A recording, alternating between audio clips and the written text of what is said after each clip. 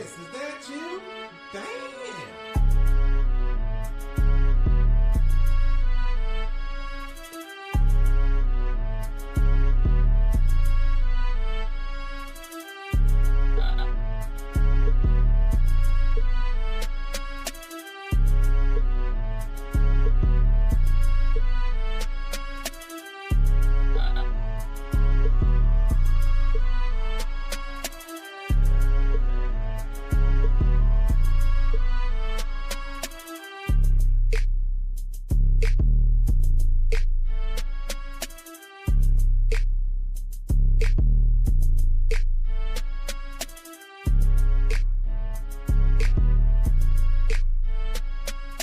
So I want to get into real estate, but don't know where to start.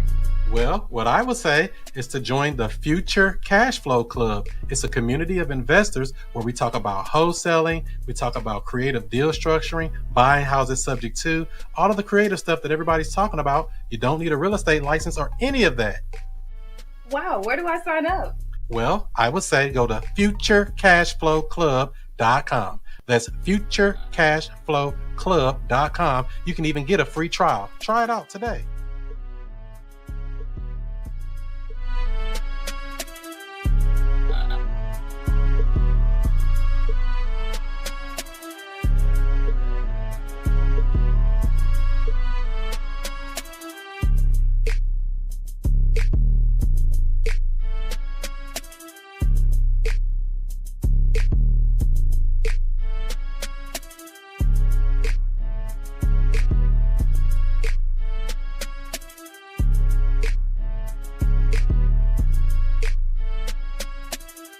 Hey, Chris, is that you? Damn.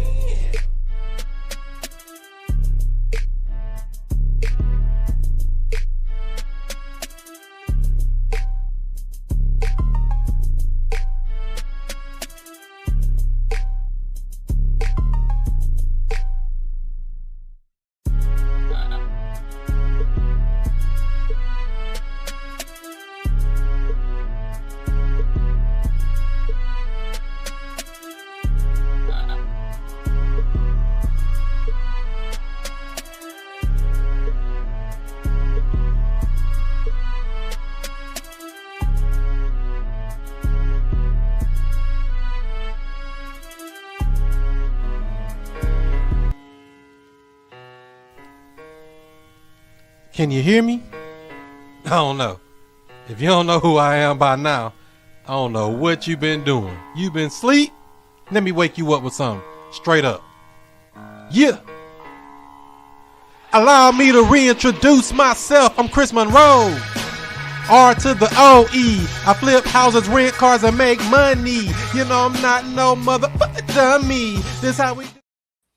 What's happening? What's happening? What's happening? This is the student master teacher, Mr. I Stay Woke, Chris Cashflow Money Monroe, and I'm right back at you with another real estate video. What's going on? Happy Sunday to you here on the 22nd of March.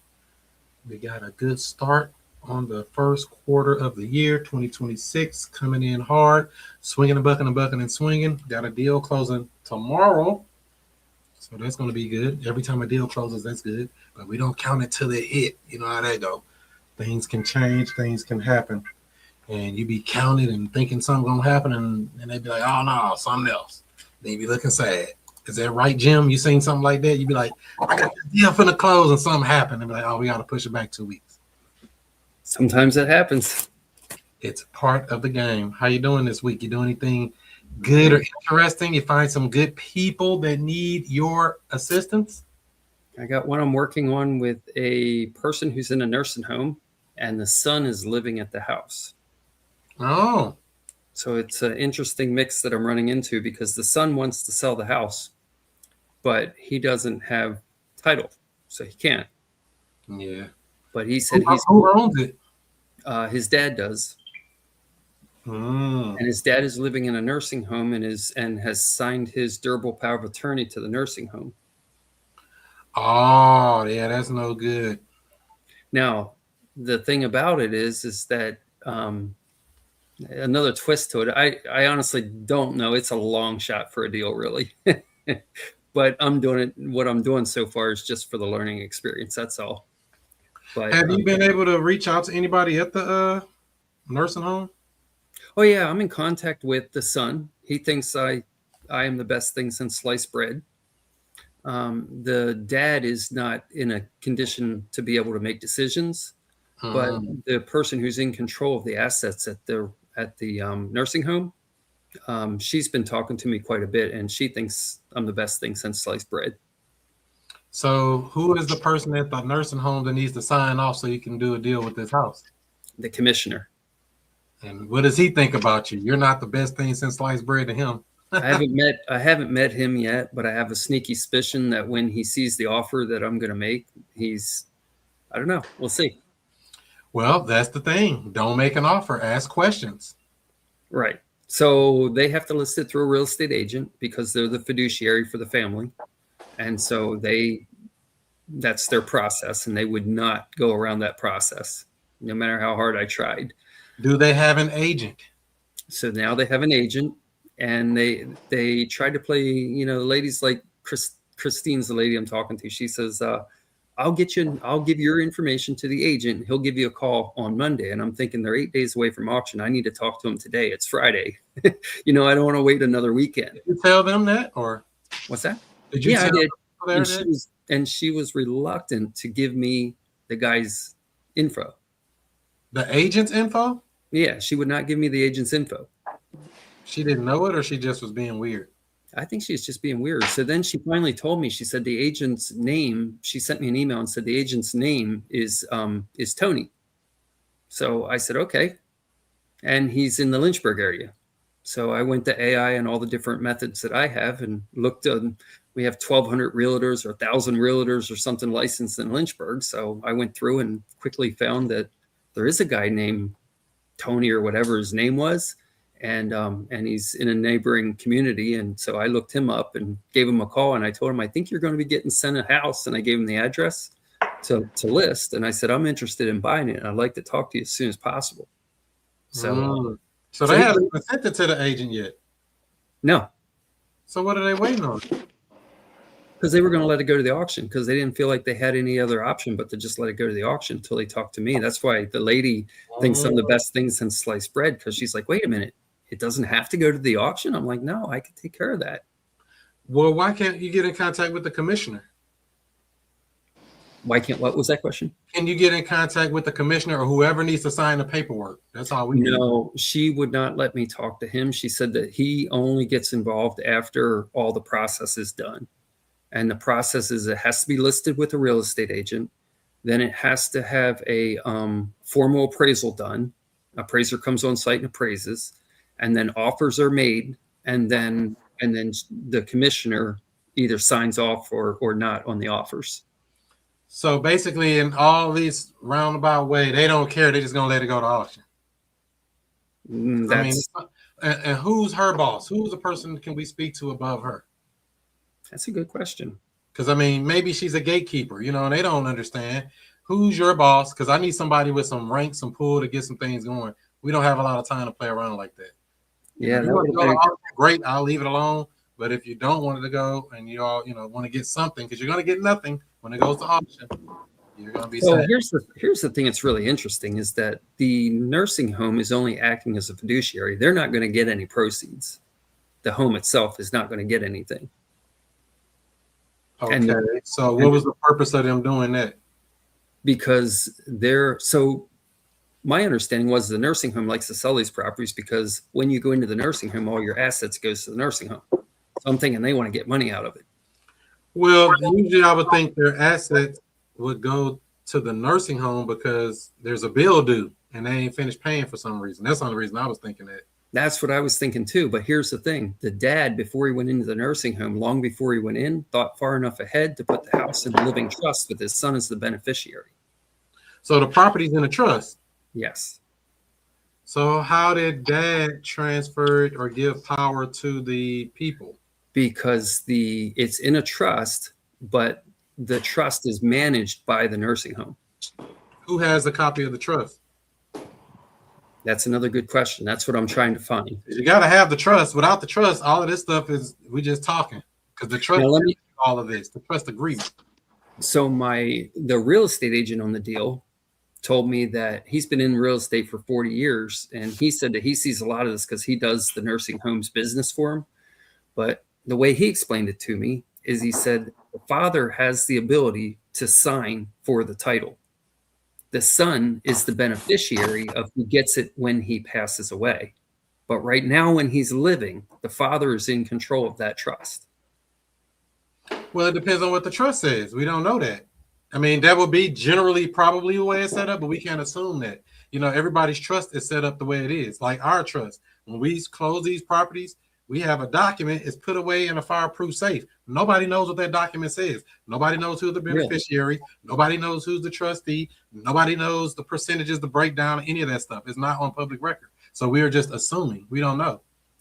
That was going to be my question I was bringing to the group tonight. Is I wanted to know if the trust is recorded like a deed or a lien or anything like that, or if it's just.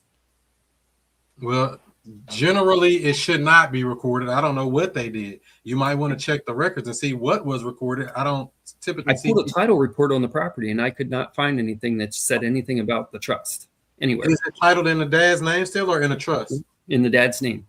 Yeah, and that was from the county, or that was from who? It was from a title search from a title company. Maybe they did a trust and didn't do it right, or didn't, because you have to transfer it from his name to the trust. That's why we use that warranty deed to trustee. That's the document we transfer from a seller or the owner of a property to the trust. Once the trust owns the property, that trust agreement takes over and tells you the instructions, basically who's the beneficiaries, all of that stuff. So I should be able to see in the county records then that the property is owned by a trust. It should be, yes. All of ours show trust owned. They don't have my name or company name, this company name. None of that stuff's on public record. It's always a trust. And so if I pull a title report, it should also show that. Correct. Interesting. And even on the county website, it should show that. And so that's another interesting twist to this, is that when I go to the county website, I haven't been there. I have to look again, but it has a totally different owner than everybody. Like Batch Leads tells me it's the dad. The title report that I pulled with the title company shows that it's the dad. I have everyone telling me that there's this trust, but I haven't found anything on paper that tells me about this trust. Yeah, they probably didn't do it right. And then the county records show that somebody else is the owner, and that's. So who is it that said that there was a trust? Who brought that up? The nursing home brought it up, and the real estate agent that's selling for the nursing home brought it up. I don't know. That's kind of funky. But you need somebody above that person at the desk taking the phone call. We need her boss or her boss's boss or her boss's boss's boss. Because she don't know, And it's kind of like, like a deal I'm working. They listen to the attorney. There was a probate situation. They're listening to the attorney. And they're saying, to stop the auction, you need to wire over this money, like 20 grand or whatever, right? So they wired over the money. And I'm like, I already stopped the auction. You didn't need to do that. They wired the money over because that's a book answer. Yes, you can stop an auction by paying the arrears and fees and stuff, but that's not necessarily the way we're going to do it in every case. But that's what she was told by the attorney. I can't tell her not to listen to her attorney, but she listened to the attorney, wired over this money, already stopped the auction before that was even done. And now they got money tied up in the house that they shouldn't have never had tied up in the house. Listening to the attorney that told them a book answer when they don't understand there's multiple ways to do this stuff. So that's my next thing for this coming week is, since the auction is on April 2nd, then I need a hustle. And we're going to do a 3-way call. I'm going to get with the nursing home and talk with my lady there and see if we can do, because she's got power of attorney to call the bank. And I'm going to see if we can do a 3-way call, because I told her I'm better at getting the bank to talk to us and stop auctions than what she might be. Well, she actually said that. So she's like, yeah, I'll let you call the bank. So we're going to confirm that this week. And then I'm going to call the bank with her and see if we can get a contract to the bank and see if we can just get the auction stopped with just a purchase contract. And at least that'll give us 30 days to figure all this stuff out with the trust and the title and this, that, and the other. Yeah, because I mean that trust thing might have never existed. Same thing with the will. If you don't have the will or you didn't record it, it don't exist. It's kind of like, oh, where is it at? Who has it? Justin ran into that over there at that house he was working on in Hazelwood. They were like, where the trust? They ain't never had it recorded. The girl went and found it. All of this stuff. Like, well, if they don't have it to pull it up and get it certified, what are we doing? We just going around in circles. So, that's the legal mumbo jumbo of real estate. So if you want to get into real estate, you got to get a little legal in your system. Is that what you're saying there, Jim? Yeah, but I would say that you don't have to get, like, I answered a lot of these questions through ChatGPT, number one. And I would say that that's a place to start is what I found, because ChatGPT lies a lot and it lies confidently. I thought they call it hallucinating. Yeah, I guess that's the way of putting it too. But when I hear the real estate agent and different people like this group and stuff like that, I come to groups like this and other groups and people who have knowledge to ask questions after I've kind of brainstormed on ChatGPT. I use ChatGPT just to generate. For me, it's really an exercise to just help me formulate a question that's a good question to bring to a group of people like here where I can get that question answered. For sure. That's smart. There's no such thing as a stupid question, because you don't ask, you don't know. We just guessing. I don't want to guess at this stuff. But the other thing is that I can bring all the questions in the world to the group here, but the way I'm going to get a really good answer, a really good, solid, defined answer, is by asking a really good, solid, defined question. And that's what I use ChatGPT for, is to help me put all my ideas together and all this junk, all this garbage that I'm collecting, and help me formulate a good question for what I'm trying to get to the bottom of. That's the right way to do it. Anything outside of that, we be making it up. We don't want to do that. Yeah, this you got to really have an open mind and really be willing to be stretched a little bit. Because, if you go into any of these deals, like, oh, I know all the answers already. And I fall for it too sometimes. I say, wait a minute, I should be asking. Don't assume anything. You should do this, you should do that. No. I need to be asking them, what would you like to happen? What is your process? How do you normally do things? What happens if it goes to auction? Do you get anything for it? Let them answer it. I mean, if they want something for it. If not, will you sign it over to me? What the heck? So the biggest thing for the nursing home is the son will not let them in the house. He wants to stay there. Like, that's what they believe. And he will not let them in the house. He's kind of on the outs with the nursing home.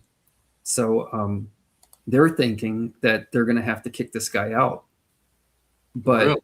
That's what they're thinking. But I've already knocked the door and talked to the guy. And him and I are good buddies. And he's ready to go. He told me, he said he can't wait to get out of the house. And if I can find a way. What's that? What does he want? The person that's living there. He would be happy with the first month's rent. Oh, he just like a couple $1,000, he'll move. He happy? Mm-hmm. He happy to move. The house has too many memories, is what he said. He can't stand the place. He said he just wants to get on with his life. He wants a little bit of money to get on with his life and move on. He had enough of that place, huh? Mm-hmm. Okay. Well, that's what we got. I mean, ain't nothing wrong with it. You got to work these plays, because you're going to learn something that you're going to come across later that you'll be able to say, okay, the last time this happened, this is what I ran into. So I'll know what questions to ask and to who. We know we might run into a gatekeeper, like the lady telling you, oh, no, nobody talks to the commissioner. Who's the damn commissioner? Look him up. Call him yourself. You don't have to go through her. Call. That's another fix. Come on, Jim. You ain't just show up to show up, did you? You showed up to get some juice. Who is the commissioner? Look up who's the commissioner of that nursing home and call them up yourself. Skip, trace them, look them up. You're probably on their website. Who knows? And call him direct. His name might be Jim. Hey, Jim, it's Jim. And so I do want to reiterate one thing. I want to go back and recap on one thing. You said that the trust is private, but it is recorded. So I'm thinking it's kind of like the difference between a deed and a promissory note. The promissory note is all the details. That's not on public record, but the deed is still the instrument that's recorded. Right. They do it something similar to that. It's two different documents. Like I say, the first one is that warranty deed to trustee. We get transfer from whoever's on it, Joe Smith, to our 123 Main Street Trust, or whatever we named it. That's going to be transferred from the seller to the trust. Now the trust owns the property. That trust agreement is never recorded, but that warranty deed to trustee is recorded on public record to say that the trust owns the property, but the details of that trust, nobody has it unless they go into somebody's, home, their file cabinet, their fireproof safe, wherever they keep their important documents. That's where you're going to find that information. Or that's how we do it, I should say. Yeah. So the contract, I'm thinking I'm going to write with the real estate agent in order to put it under contract. I'm going to have some contingencies on there. And I'm thinking that some of the contingencies that I'm going to have is, number one, I want to be able to call the bank in order to arrange the postponement of the auction. That's something I want to do. Does that agent know how to do that? And I'm just curious. Yeah, I would think he does, because he sounded like he was pretty knowledgeable, but it might be one of those things. Maybe it's just me, but I might not want to give that up. If they give it, they might say, oh, it's his personal information. No. They sounded like they were pretty promising. It sounded pretty promising that they were going to let me do it. The son already sent me the payoff letter from the bank. He actually went on the portal and got me the payoff letter and got me the arrears. So I know all that information. Well, wait a minute. He can go on a portal and add you as an authorized user, and you can go talk to him without even going through any of these people. He would not do that. Why not? He didn't feel comfortable doing that because the portal is under his dad's name. And it's just to ask questions. The same thing you're going to do. He shares the same name as his dad, because I asked him about that, and he's like, no. He said, I'll go on and get the document for you that you need. But he said, I feel like it's a little sketchy for me to be giving and getting authorization. Can he call the bank on a three-way with you? He wouldn't do that with me. He must not want to do the deal then. See, I thought he was motivated till we started asking deeper questions. He thinks that sounds a little sketchy. He doesn't want to do anything that's sketchy. He said it's clearly in dad's name. He said the only thing that's different is our middle initial. And he said they probably won't ask at the bank, but he said, I don't feel right doing that. Because somebody got to talk to him to stop this auction. I mean, I know he may feel what he feels, but this is the process. Do you want us to do our process, or you want to let the bank go take the house? That's when he told me to call the nursing home, and they'll probably do it. So I called the nursing home. We got that solved. So I don't have to worry about that. I'm pretty sure I got that solved. Yeah. But if they are on board, they need to be on board all the way. Because if he's saying no to this, what are you going to say no to later? You make a point there. I mean, so that was why I wanted to say on my contract for contingencies. My contingencies are, number one, is that I get the trust signed over to me. So I'm the beneficiary. That's if that doesn't happen, we have no deal. Because what the real estate agent told me is that I might get ownership of the title, but he might, according to the trust, be able to live in that property till he passes away, the son. He said that might be the agreement in the trust. And he said, you don't want that deal. Yeah, So you want to see what the trust is. This is why I came back from earlier. What type of trust is it? Is it a revocable trust? Is it an irrevocable trust? Can it be changed? All of these questions. I got a lot of questions around it. Does it even exist? I mean, they're saying it, but where is it at? Who has it? And go from there. What does the paperwork say? Real estate breathes through paperwork. It's always paperwork. What does the paperwork say? We all saying what we saying out here in the real world, but what does that paperwork say? That's all I really want to know. Make sense? That's it. Yep. I'm going to look up the county website, see who it's in again, because it's been a little while since I've been on that. There you go. And I got a fresh lead just came in. Looks like it's kind of in the hood, but let's see what they're talking about. I guess I can call them right quick since it just came in 10 minutes ago. That's what I was looking at. I'm like, oh, wow. Kind of in the hood, though. You want to buy a house in the hood of St. Louis, Jim? You're an expert. No, I did that already. You're an expert. Did that already. You're an expert. Come on, Jim. Be a sport.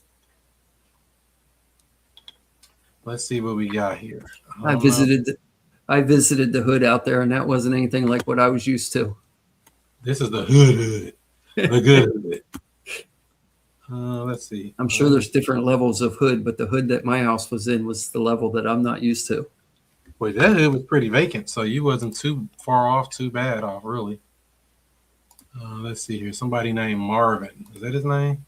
Marvin on a property over here on Kennedy. Fresh, warm call. What do you think is going to be, good, bad, or ugly? I think he might not even answer the phone. Let's try it. Straight to the voicemail. I can go straight to voicemail after you just put in a thing to say you want to sell a house. Let me make sure I dial the right number. Yep, I copied and pasted. You could hear that, couldn't you? It was choppy, but I can hear a little bit. Okay, let's try it again.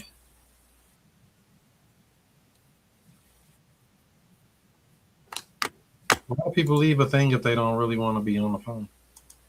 Let's call them from a different number, like it makes a difference. I don't know the guy don't know me, but he put in a thing over there where Justin like to be at, on Kennerly. You know anybody on Kennerly, Justin? Is that Jennings? No, that's the West Side. West Side? There, I ain't got nothing. I don't mess with the West Side. Don't put that on me, Chris. He won't even answer the phone. So what good is that? How you gonna put in a form on the website like literally about 10 minutes ago and don't answer the phone? What good is that? Last chance. Stranger danger. Okay, I'm gonna send him a text. What was his name? Hey, Marvin Gaye. Hey, Marvin, you just completed a form to sell your house.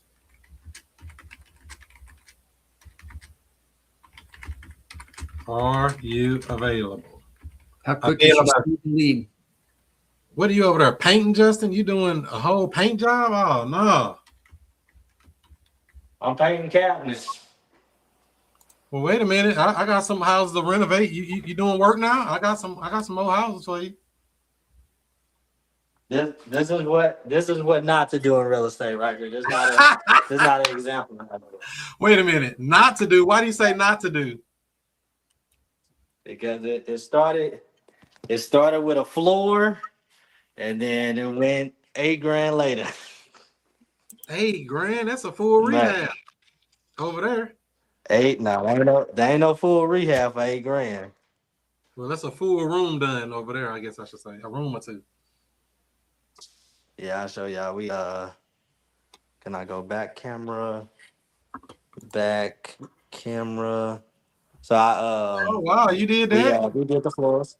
Yeah, we had redid the floors up in here. That's the closet and stuff. We put the little this door on here and stuff. The furnace is there. Where the water heater behind it? Ain't no the water heater is in the back in the garage. Wow, they usually have them nearby. I thought maybe not. Yeah. So we did all of the floors except this one. This one was good enough to keep. Yeah. And we did the hallway. We did the bathroom here. I got to put the door back on the bathroom and everything. You got to throw that thing on the MLS. That don't look too bad. Yeah, I think it came out good or whatever. I'm finishing the last little touch-ups. I'm working late, so I can try to get it done. So I have to come back over here. Redid the closet and stuff. And then right now I'm working on the cabinets. Damn, you had to take them all off and paint them all?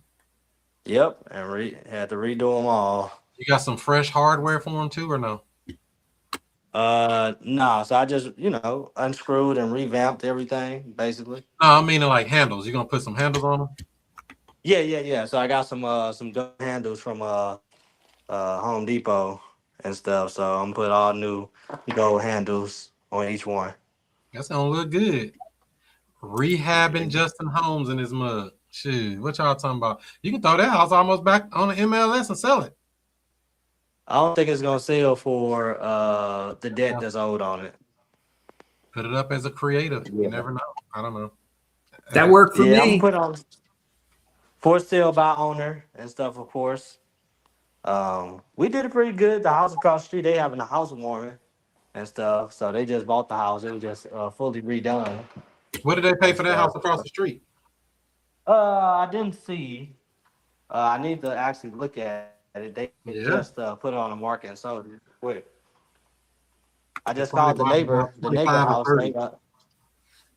I called the neighbor house when we was getting done with this house, basically saying, I see your house sitting over there. And basically, the agent articulated to me that they ran out of money, so that's why the house been sitting on the market for rent for 200 days. That's a I different said, house. perfect. That's what we specialize in. So that's a different house, right? Yeah. It's a different house. It's a good house though. It's kind of falling apart a little bit because they just letting the elements and stuff get to it.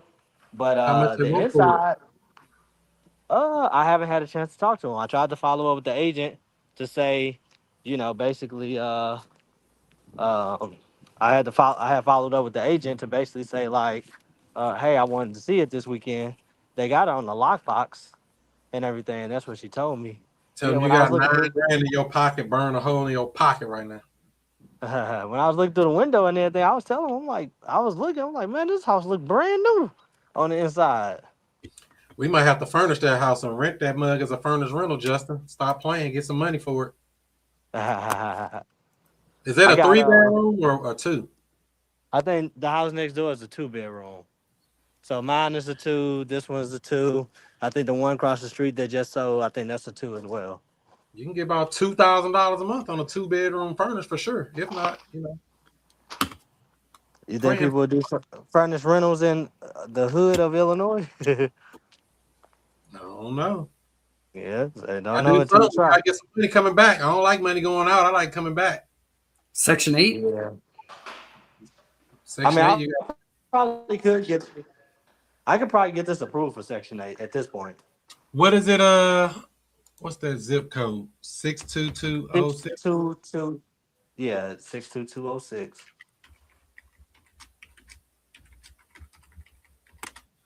A Section 8 2-bedroom, $1,200 a month. Mm. 1,200. Yeah, nah, I'm trying to get 14 for this month. I thought you were, and that's why I say for another $1,000 you can have it furnished. Not even that much, probably about another $800. Say, hey, it sleeps 3 people. Y'all ready for my story on the 4-family flat? So on the on the 4-family flat, I had over to the house. I had already put 2 notes on the door, basically saying like, "Hey, my name is Justin Holmes. The owner had passed away.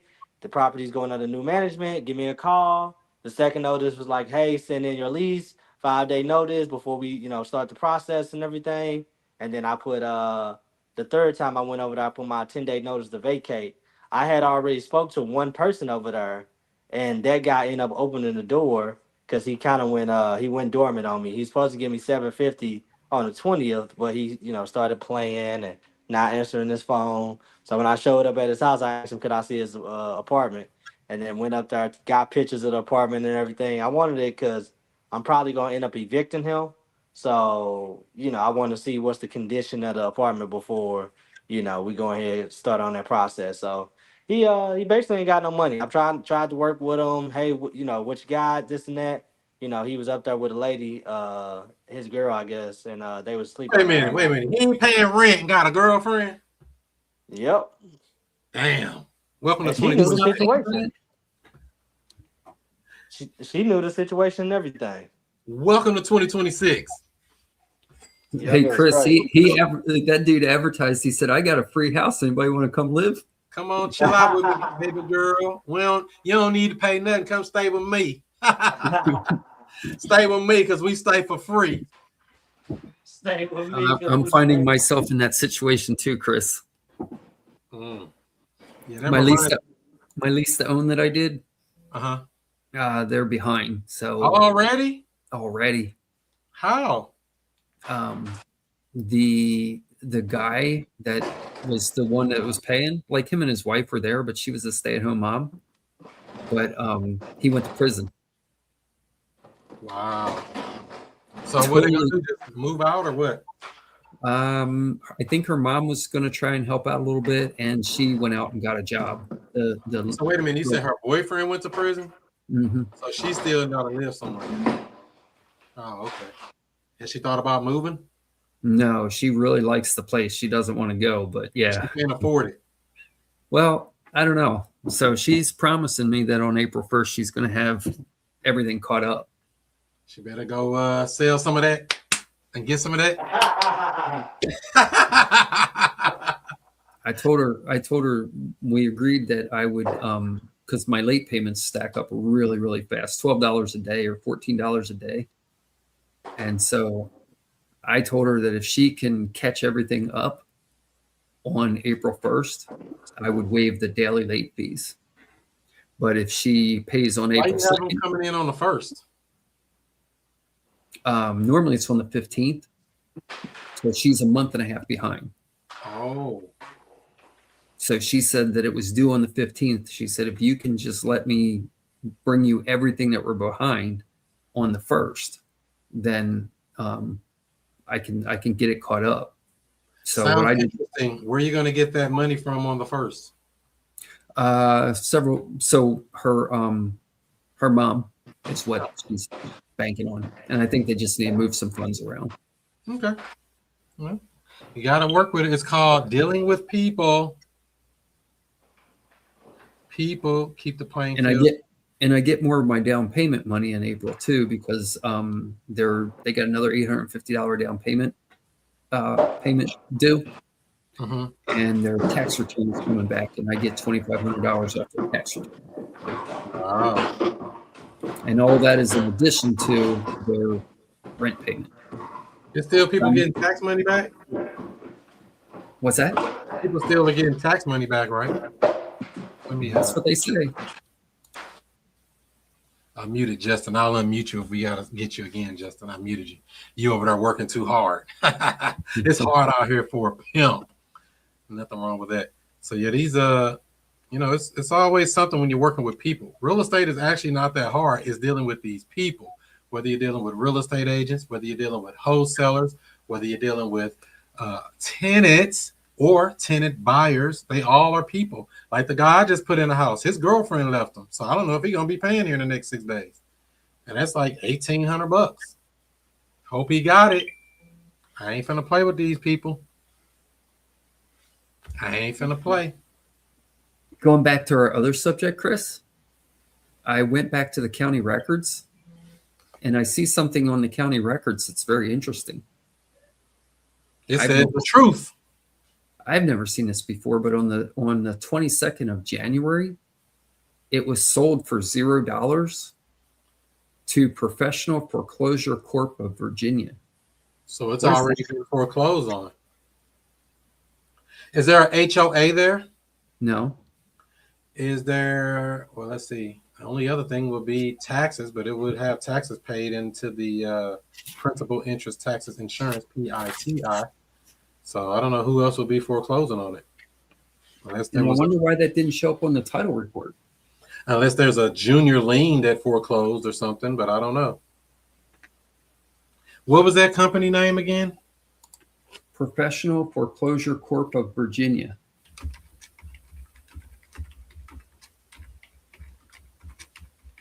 Let's see what they are.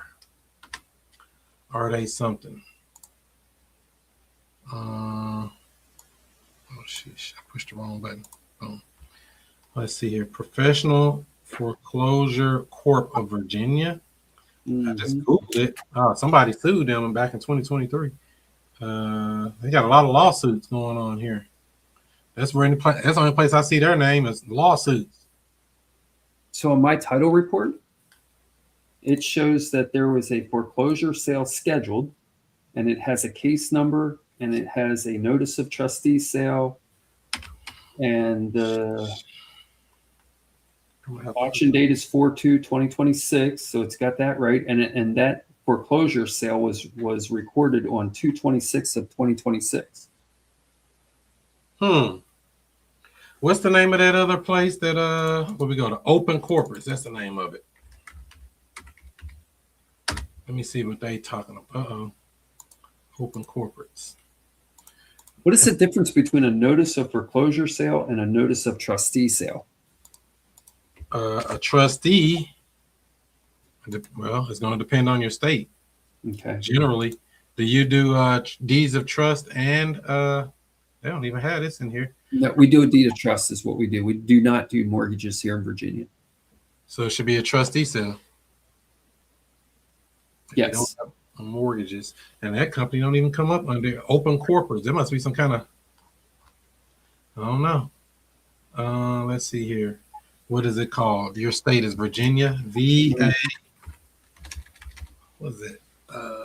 What do y'all call it? Y'all It's the SCC. that one. Yep. You're not supposed to pull up people company information. Let's see.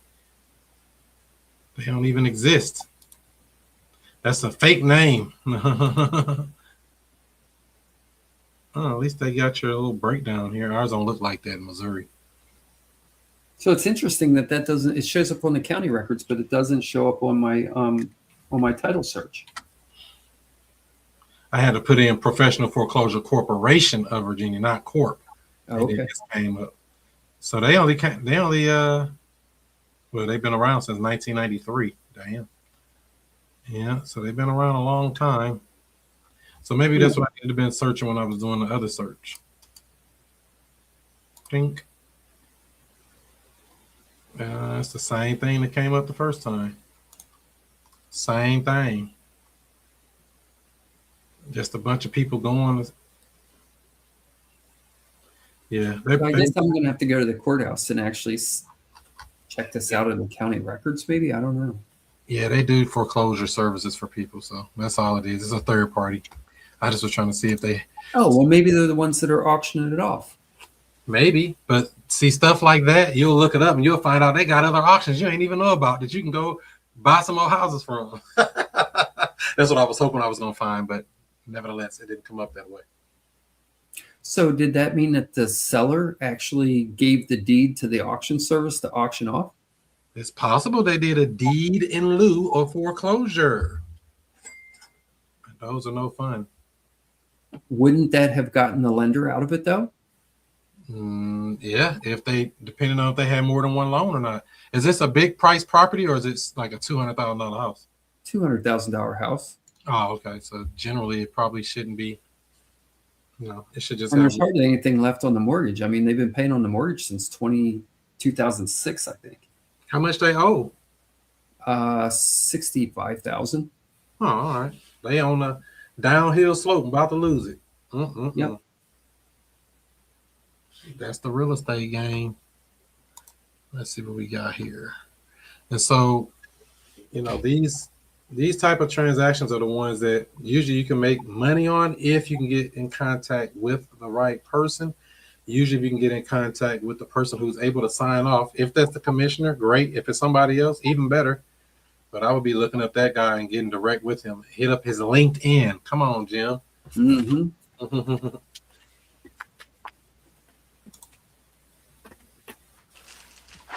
LinkedIn will find anybody, they said.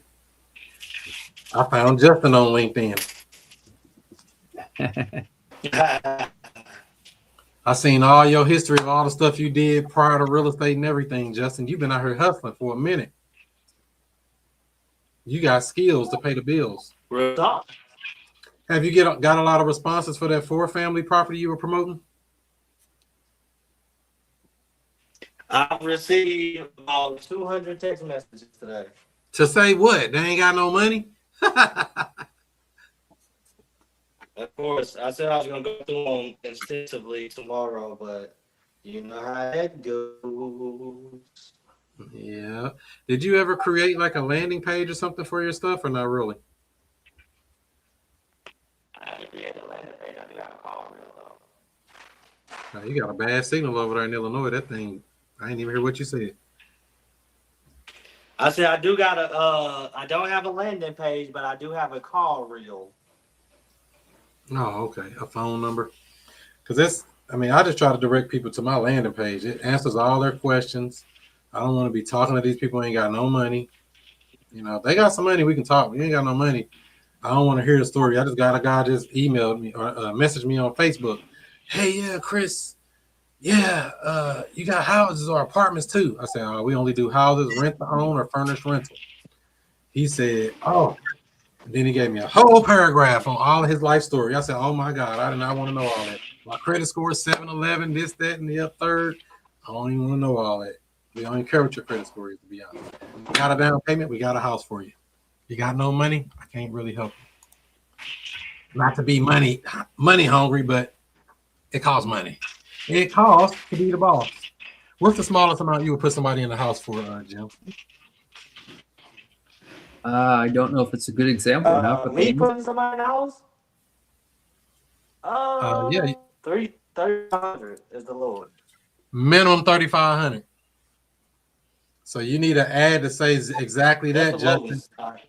You need to add to say that who's got 4,000 or more saved up, who needs a house, I got you. And see who hit you up now. So you got to hit them with the curveball. Yeah, $4,000 don't be enough for them. That was Well, that's why I said who's got $4,000 or more.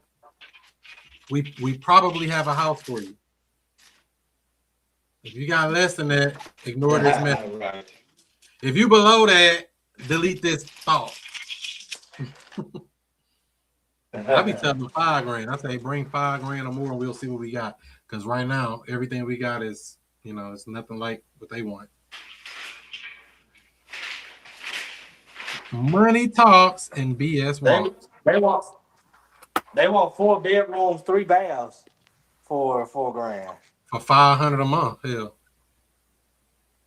They want a big old house. They want the lawn service, the grass cut every 2 weeks, all that. Internet included for $500 a month. As a matter of fact, I'm in negotiations with somebody right now. They want to rent that house over in Maryland Heights. I told him, well, he saw it online at $3,200 a month, but I said it's $3,750 if you add the utilities. So he was like, "Oh no, that's gonna put us over budget." So he was like, "Oh, I gotta put." He said he can do 5,000 deposit. I'm like, 5,000 deposit. He wants to go into the house and basically make this a house hack type property. Which I don't know about that. You're gonna sublease? He's gonna sublease? Yeah, he wants to lease and then do a house hack type play on it. But I'm like, I don't know. Not in that area. That area kind of grade A or B, and they don't really play that kind of stuff over there. It might be better in a C, D area. You know what I mean? What do you think about that? You did anything with house hacking, Jim? With those type of co-living type spaces? I have not, but my son's doing a co-living right now. With money, anything is possible. Yeah, he's trying to be cheap. I'm like, hey, it's $3,750. It includes all utilities, internet, water, sewer, trash, gas, electric. Like, what the hell? That stuff high. I ain't paying that. And it's a beautiful house. He's talking about, we're going to finish the basement out for you. They ain't doing it for me. You doing that for you. I ain't asking to get to finish the basement. But we'll see. We're still in negotiations now. I felt really good today because I had put somebody into the city property that needed some work and stuff, and then they had posted on Facebook basically saying that him and his kids is out there cutting trees in the backyard. It gargled out right when you got to the meat and potatoes. Come closer or bring the phone up to you if you can. You right when you got good, it said blah, blah, blah, blah, blah. I said I felt real good today because I had seen this the people I had put into a property or whatever for another landlord. It was a contract for deed. They went into the house. The house needed some work and everything, but him and his family were staying in hotels, and they had posted a picture of him and his sons in the backyard today, basically, getting out and getting the house together and everything. So I felt real good about that because there is a certain community part with putting people in these properties, because the property was, in the hood and wasn't the best condition, but it's his. It's a contract for deed. As long as he make his payments, he'll own a house in a couple of years. There you go. Everybody deserves a home. Or is that a true statement? Would you agree with that? Does everybody deserve a home? With money, anything is possible. No, everybody don't deserve a home. You deserve what you get, and you get what you deserve. If you work. If you don't work, you don't eat. And if you don't grind, you don't shine. Just that simple. We not having that stuff, man. Part of the game called real estate, man. That's I think things are probably going to be shifting with the war going on and everything. The price of gas going up. I'm thinking it may trickle down into what we got going as far as real estate deals. I mean, possibly, because people feel like, their money's getting stretched, but it's part of the game. It's always going to be there. I was talking to somebody. So does that open up more deals for you? Possibly. I mean, it's always going to be there. That's the thing about it. It's always going to be there. There's always going to be death. There's always going to be disease. There's always going to be financial stress. There's always going to be something going on, no matter what's really going on in the macro. It's always something going on in the micro.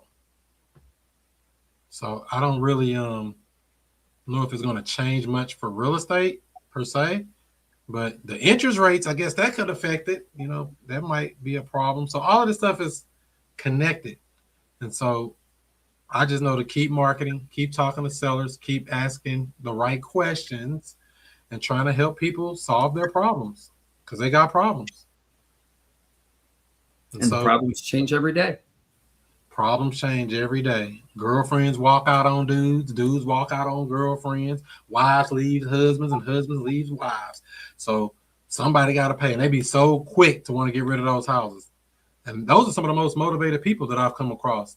Really thinking about some of the deals I've done in the past. Divorced people or people that's about to divorce, they want out. Problem is they got to have that equity so they can get out. Without the right equity, we can't do nothing for them. Unless they, want to keep that loan in both their names. So, that's the only issue with that. And that comes up. Matter of fact, the house I took over in Florissant got a husband and wife on it. I mean, hopefully they get everything together, but the loan is in both of their names. They always go to the wife name for some reason, but both of their names are on the loan. And so when I call in, I can just be him. Hey, I'm Mr. Man. Or I can be me. I don't really do that.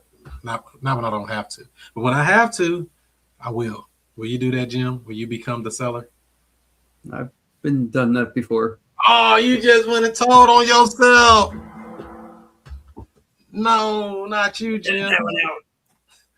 You always do the right thing no matter when somebody's looking or not.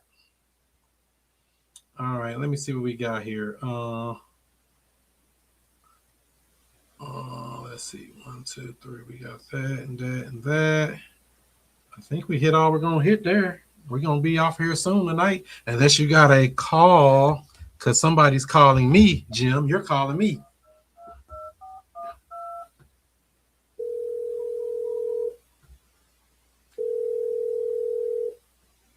You got to answer.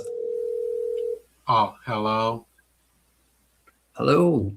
I saw your house was listed in the paper, and I help people that are in the foreclosure situation. Do you have a plan for a plan for stopping the auction?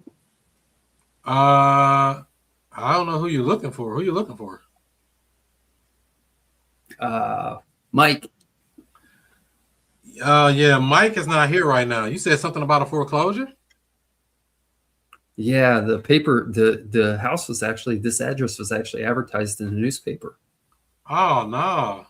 You need to know about that because I stay in here too. You for this house? For that house. Oh, no. That ain't good. Well, thanks for letting me know. I would love to. Oh, wait a minute. I already have your number.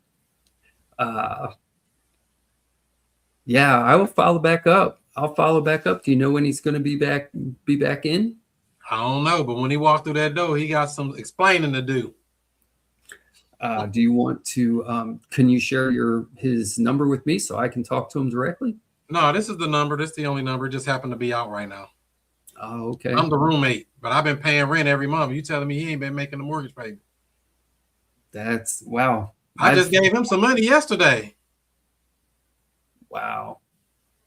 Well, I've been able to help people in that situation, and a lot of times we can stop auctions. So have them give me a call. Okay, sure will. All right, Jim. Who are you talking to? That's the only thing. You just went into it. That could be the owner. That cannot be the owner. So typically on those types of calls, I try to confirm it's the person. Hey, Mike, it's Chris. Chris who? Yeah, I saw your house, and then going to what you said. I want to make sure I got the right person first before I start going into it. That's what I do. That's what I do at the door. But honestly, I don't call pre-foreclosures. I knock them, and so it's the same thing, but it just throws me off. Yeah, it's not much difference. Don't feel like you have to change up a bunch of stuff or make it feel like, oh, we got to switch it up. It's the same conversation. Make sure you got that right person and then get into that. Because now that we got the right person, we can make a deal. Now I'm calling you, Jim.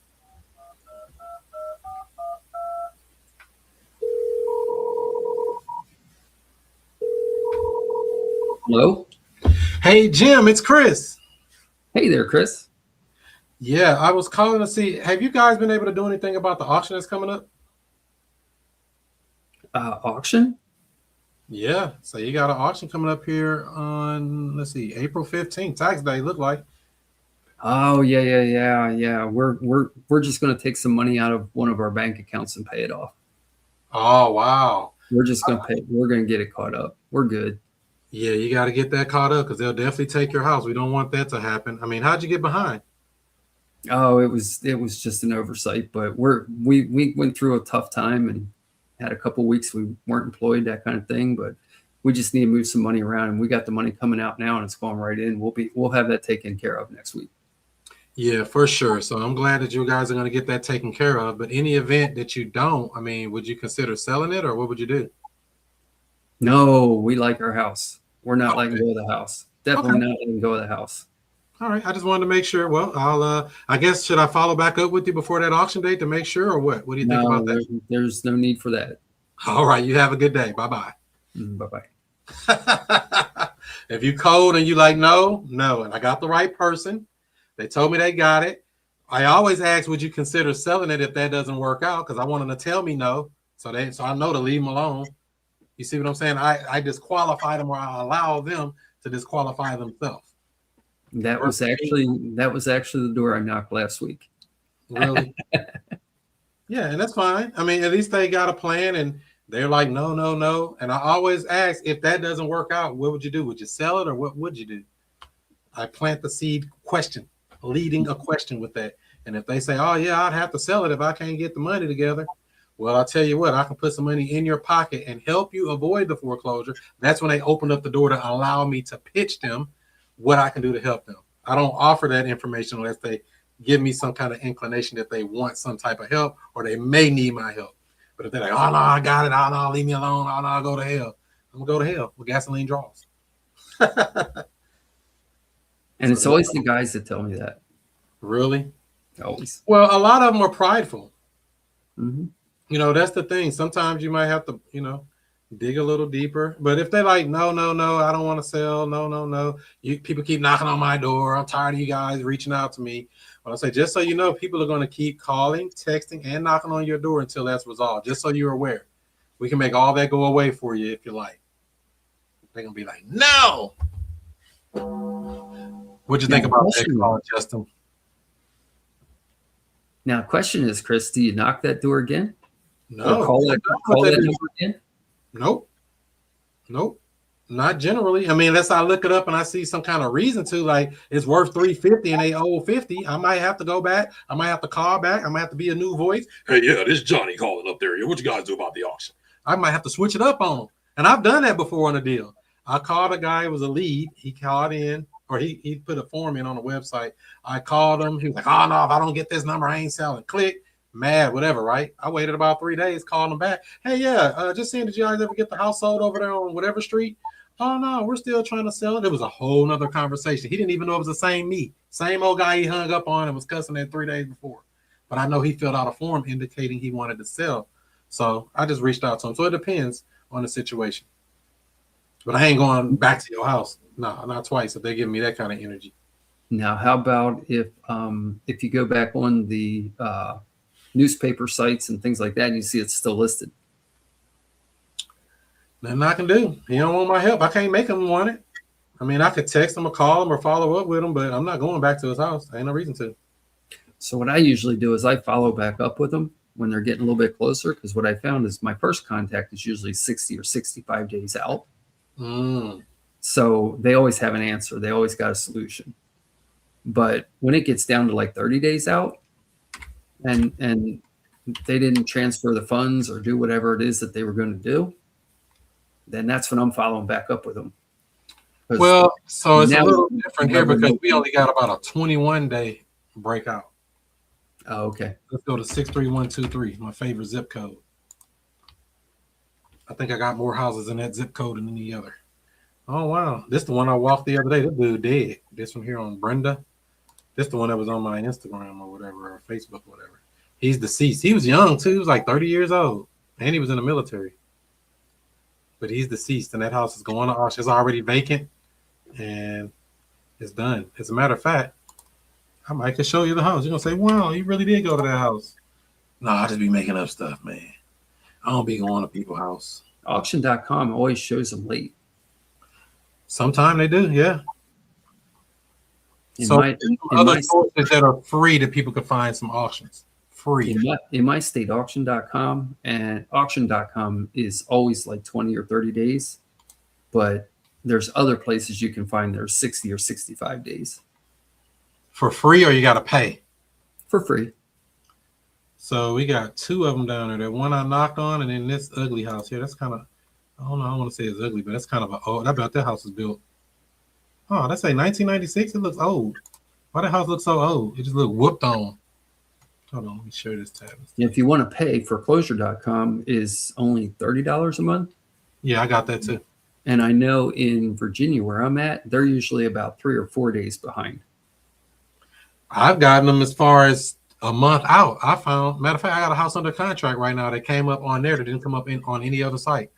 The auction was set for May 7th, and I've been under contract for this whole month, basically.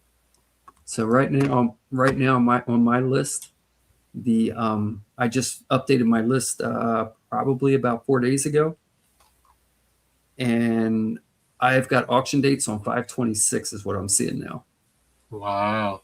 And so auction.com, foreclosure.com, what's another place, or what's another free place that you know of? In my neighborhood, I can go to the county newspapers, and they have an online database for all the newspapers in our area.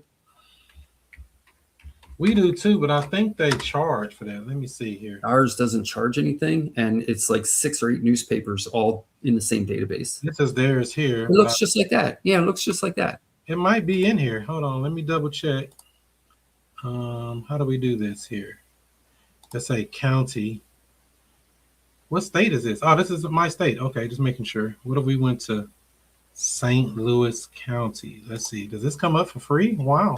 But I stumble upon a site accidentally. And then what I got to do? Push search. In the search, they should have a drop down for pre-foreclosure. Oh, over here?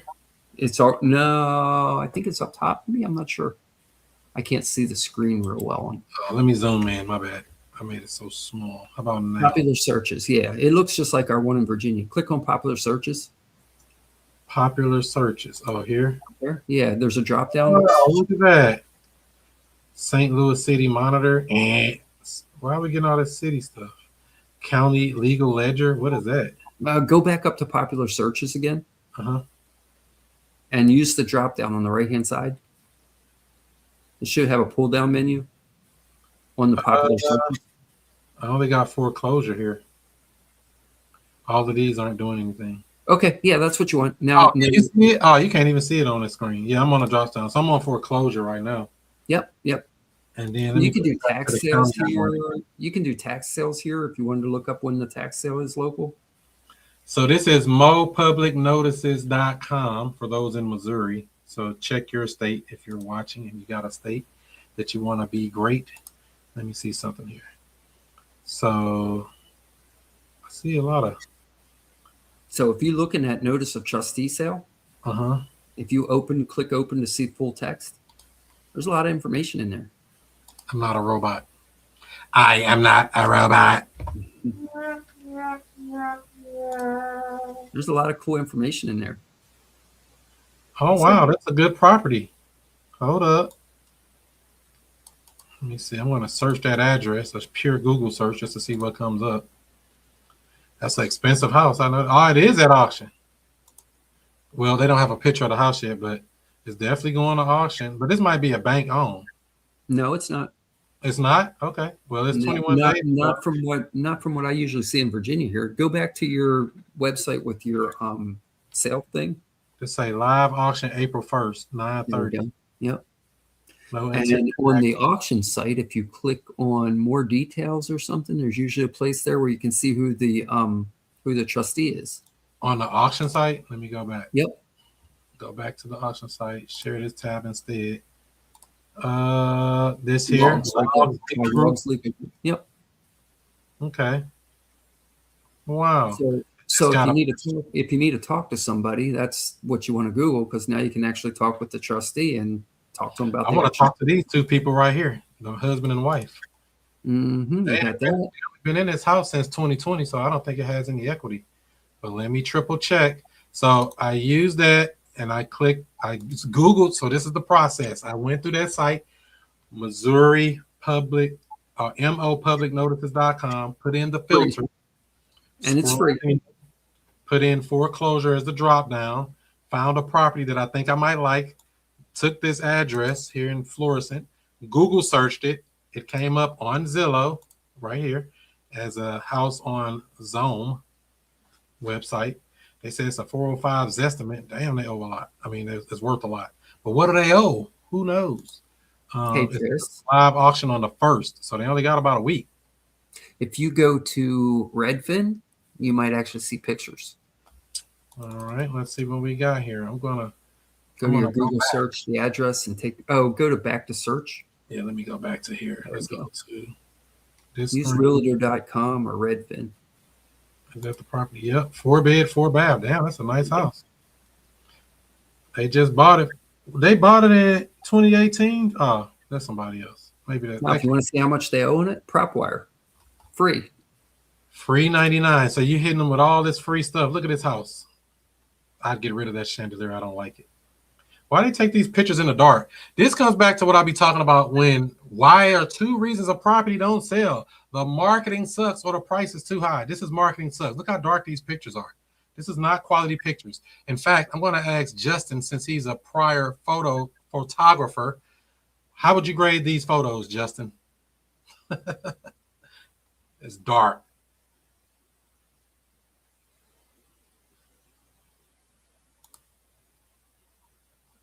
You're muted. Oh, there you go. Yeah, they just turned on the lights, but yeah, I mean, they good pictures though. You can see the floor and the ceiling, but they just dark. Well, you got to put some light on it. Bring a ring light or something. Nice house. I'm gonna have to reach out to them. Hell, is it too late to call them right now? No. Go ahead, give them a call, Chris. All right, let's see what I can do. Your signal getting worse and worse too over there, Justin. Just so you know, Illinois, that's that bad internet over there. They mess up your signal. You can't call 911 if you had to. Hell. All right, so let's see what we got here. I'm gonna take this address. I'm gonna go over to one of those sites that you named, but I'm gonna go to the one that I'm familiar with, which is this one. But I'm not gonna show it on the screen because I don't want to get kicked off the internet or something for sharing somebody's phone number or something silly. Get out of here. I'm gonna pull it up in here.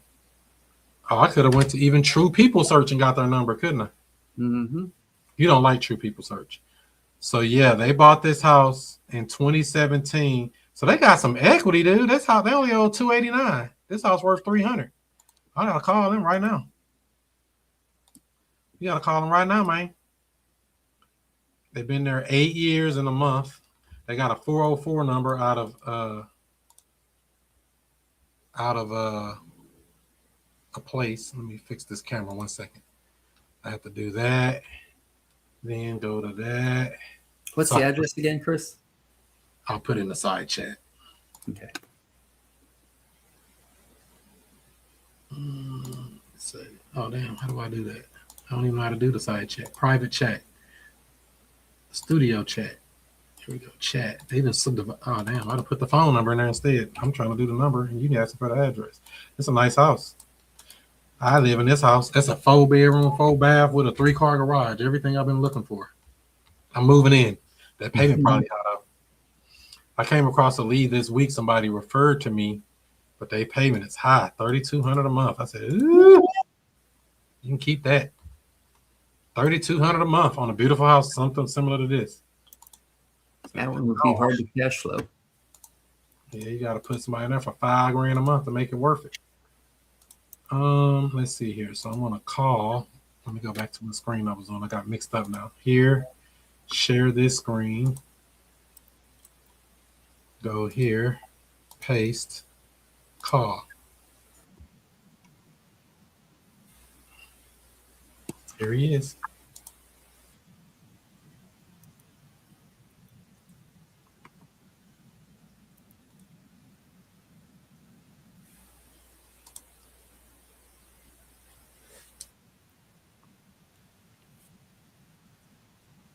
Number, not this number. Call from the wrong number, might get blocked.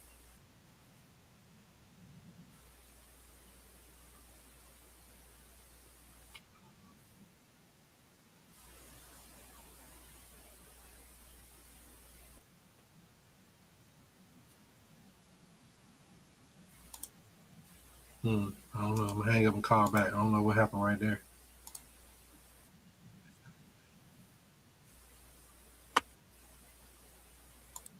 Uh-oh. Did I mess up something? What the?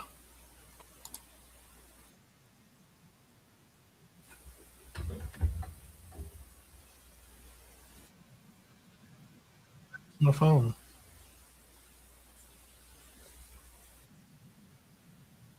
Nothing. I'm having a hard time finding that property on Zillow.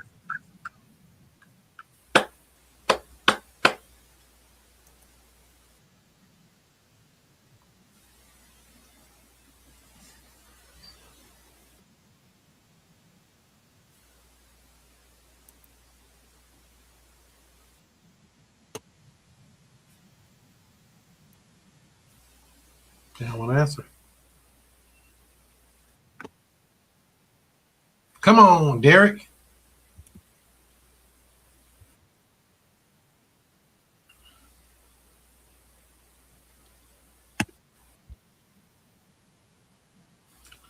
Uh-oh. Did they text me back or that's somebody else? Nope. Let me. That's the husband. That says his name. I want to text him. Hey, Derek. It's Chris. Everybody knows my name, Chris. That's what I text him. Hey, Derek, it's Chris. So we're gonna see if he write back. And the only reason I would text a number like that is because his name showed up on a caller ID. If it did not have his name on the caller ID, I wouldn't text him. You would not text him? I would not text him. That's just me though, because especially from this phone line, I called from the wrong number. That's my actual one of my business lines that's on the internet. Mm-hmm. I usually do it from a cold call number that I don't care about. Mm-hmm. If I'm gonna cold call somebody. So let's try the wife. Which numbers are you using? Oh, you can't show it.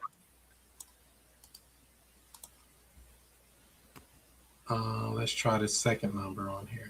And that was the right number. He just didn't answer. I got a bunch of numbers for him too. A bunch? That quick? You got me cold call. I got 5 numbers for him. That's what I got. 5 numbers. Okay. I could probably get more though. This is just my initial search. So I got 1, 2, 3, 4, 5. I got a 678 number 2 times. Here's a 314 number. And then I got a 770 number. And I got a 404 number as well. And the 404 one, that's the one I called. That was the first one. Okay. I'm going to call this 314 number because that 678 number, one of them didn't work. Oh, you got me cold calling. Oh, let me change my phone line too. Damn, I called her from the wrong one too. Switch to my cold call phone. There we go. Now we cooking.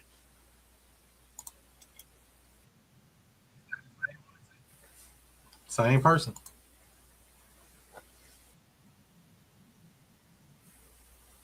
Got first and a second.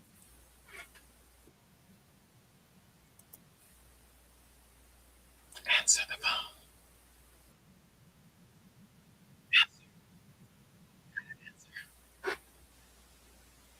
Who is this calling me?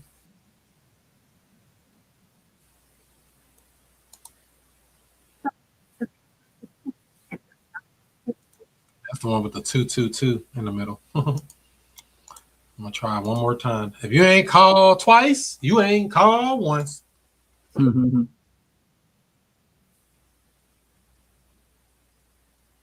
Answer the phone. What up, D? It's me.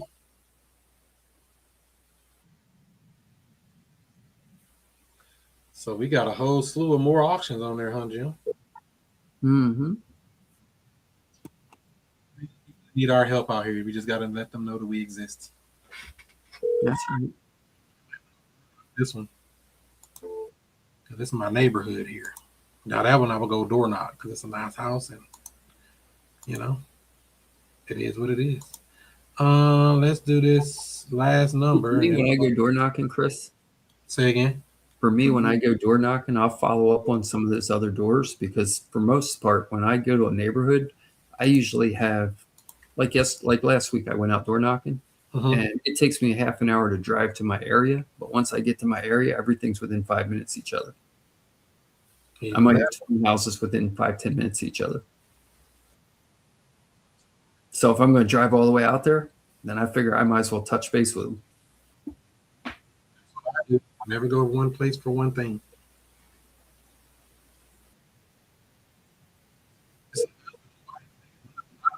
So when it comes to these types of things, I'm going to look on Missouri CaseNet just to see if there's any kind of legal probate, something like that. If I want to deep dive and dig more into this type of stuff. Back on screen because it's acting silly. Let's see what we got up here. I wonder if we have a CaseNet. You got this, bro. Keep going. Keep going. They ain't answering. Talk to me, man.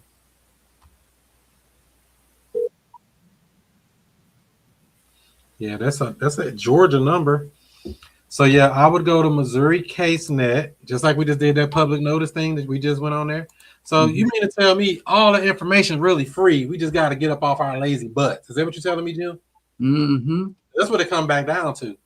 It sounds like there's no reason not to be doing deals or at least generating leads, whether you're doing a free method like what I'm doing right now or a paid method where you pay per click, pay per lead, pay for lead generation, bandit signs, etc.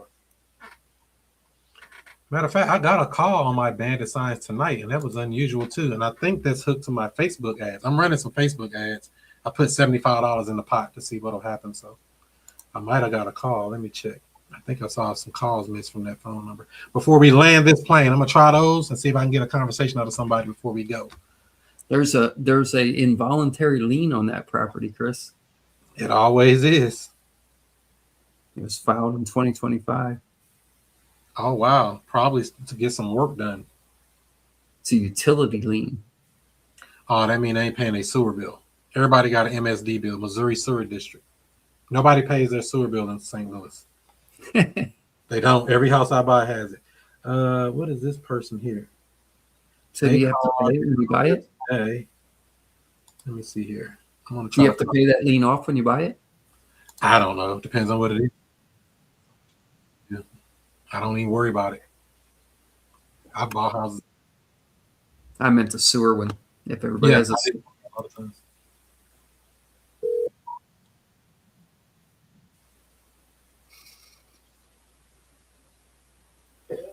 Hey, this is Chris. Someone that called earlier about trying to sell a house. Yeah. Oh, you had a wrong number? Yeah. Oh, okay. You don't have a house you would sell, though, do you? How they hung up? How they gonna call me and say they had the wrong number? What kind of crap is that? All right, let me see. There was one more on here. That was that one, and then this one. Because I'm like, why would they be calling this number? I wonder who this number is. They called me at 4:32 today. They called this number, which is a number attached. How did they call the number unless they saw it and called it, right? Got the number from.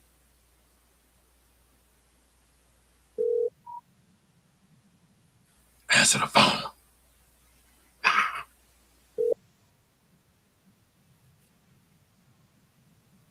You got a lead today, Chris, at 5 o'clock, and you hadn't called it yet?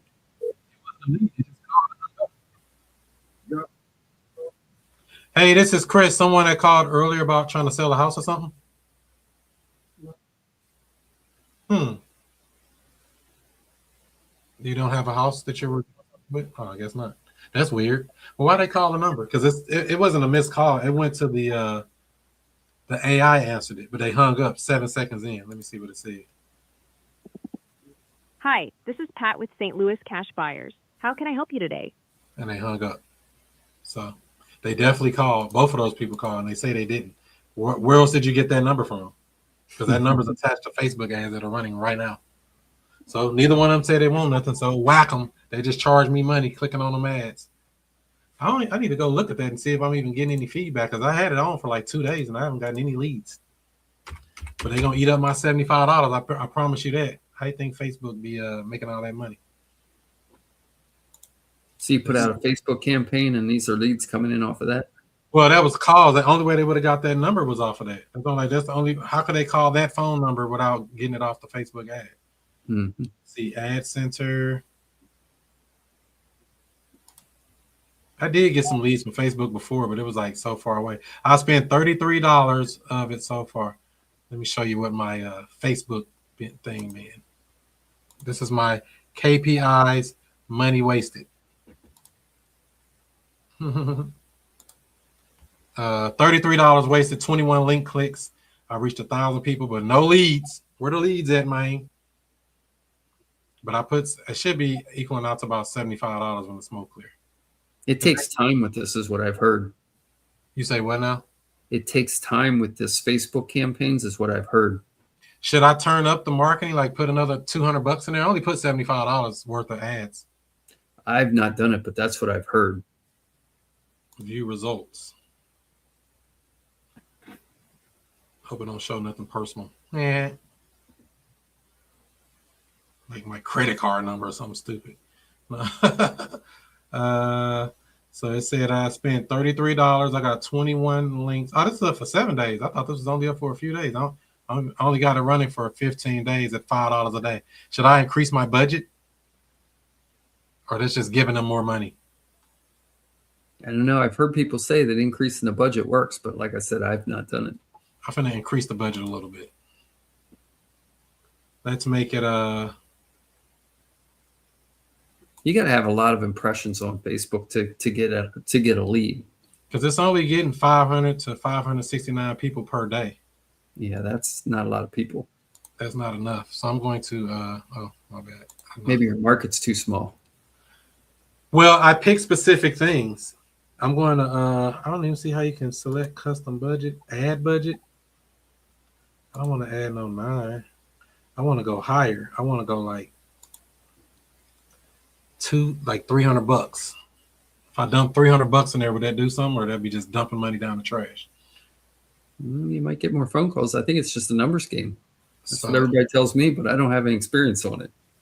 I dumped money in it before, so but the lead I got was way out in the sticks. So this ends on the 31st of March, this campaign I got going for these particular zip codes. So I'm going to add some budget.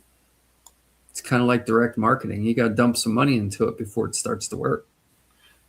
Damn. If I do $20 a day, that'll be $300. This budget exceeds your account spend limit. Reset the spend limit. I got a spend limit on here? I probably did that to make sure it don't keep running and run up a bill, because I paid a lot of money for this back in the day for some Facebook crap. Oh, man. Now, do you have a phone number just dedicated to your Facebook ads so that you can track it? And that was those 2 numbers that I just called back. Both of them had to get it from there because it's the same number that's attached to these ads. And then you have an AI service answering that phone for each one of those marketing numbers. So they can call anytime, and I'll see if they even hang up and still call them back. And then you follow up within a couple minutes. Not necessarily. They usually get the whole call. I mean, the AI can handle it. If somebody called and they want to sell, they'll start talking, generally speaking. If somebody need to sell, they're going to go through whatever it takes, to be honest. They just like, oh, I'm just trying to see what you can give me, or they wholesaling and all that. It's not going to be the same. So you're going to let AI book a call with you? Sure. They've done it before. The AI books calls. The AI can actually screen my tenant buyers. It gets them to say how much they have to put down. All of that. Different number, right? Yep, it does all of that. That's a different number, though, right? Yeah, that's a whole nother system. Yeah, I got like 20-some numbers. And I think that's under here. Is that under this phone call thing? Online phone burner? Yeah. So that's what I've been using there. I'm trying to see, can I do this and save my changes, or am I messing up something? I'd have put it up to $300.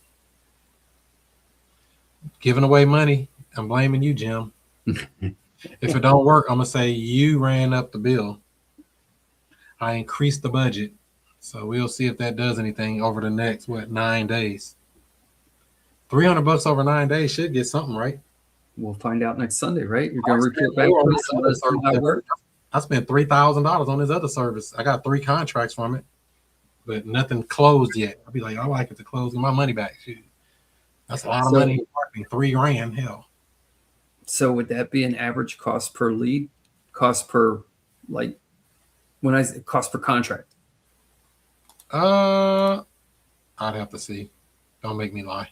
I don't know what the average wood is for this particular. You talking about for Facebook, or you talking about for that other thing? For the other thing, well, the problem is with that too. People don't answer the phone. They literally fill out a form, say they want to sell their house. We call them back, and they say, "Oh no, we don't want to sell," or "Oh no, I ain't mean to do it," or "Oh That's no." what I heard them say a few minutes ago, right? Yeah, I'm like, what the hell? Like, you definitely called. My system ain't make that up. You dial that number, and that number's literally on a Facebook ad. So what are you playing? Why are you playing games? Why are you playing games, man? Oh, maybe I gotta push that. I gotta buy more numbers. They only cost like $4, Yep. $2.50, $4, something like that. Not much. Save changes. Dang, I'm just trying to get out of this thing now. They won't let me out. Never should have messed with that. Well, nevertheless, I'll open the floor if there's any questions, comments, concerns while I get this last thing saved and off the screen. What are you going to do this week, Jim? That's going to be great.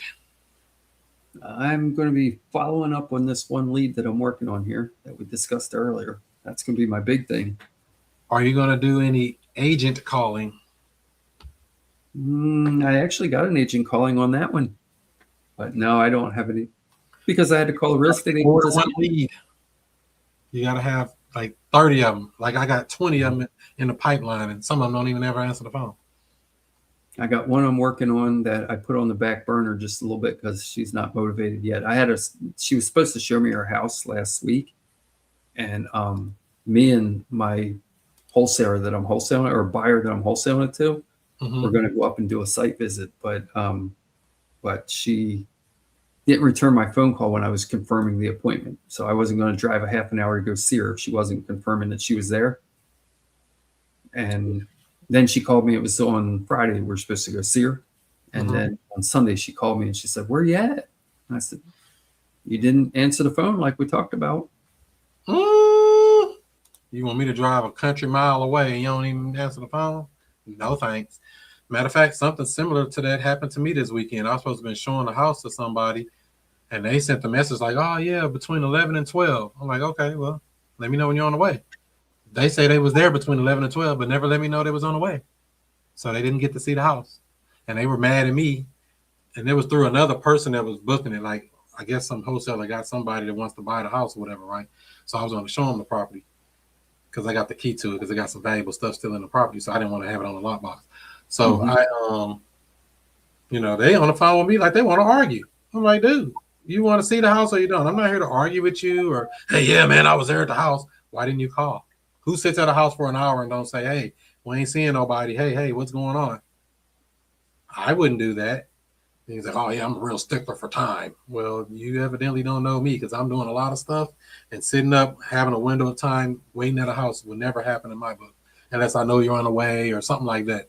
Not just there talking about, oh, yeah, we booked it 2 days ago. That don't work like that. On a vacant house. Who's going to be sitting at an empty house? So that's the game we play, my man. Any questions, Jim, before we let you go? No, I'm good.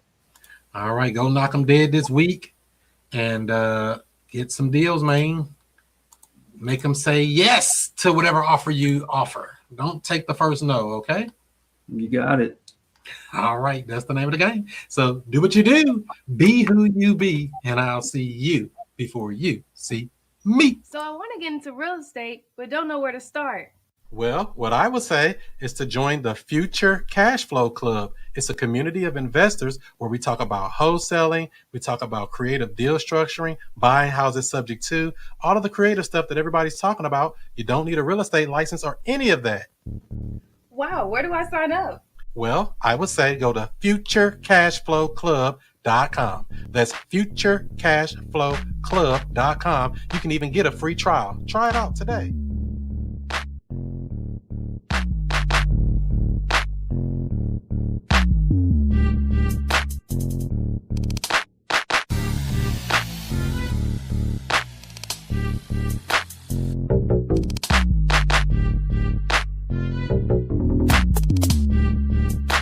Hey, Chris, is that you?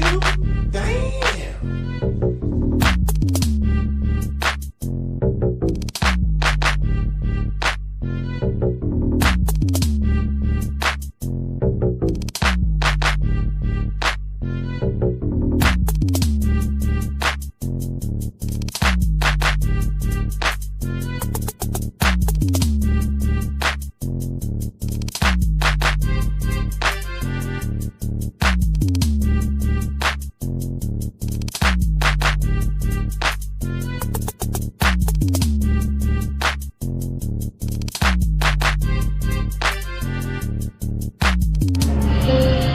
So yes,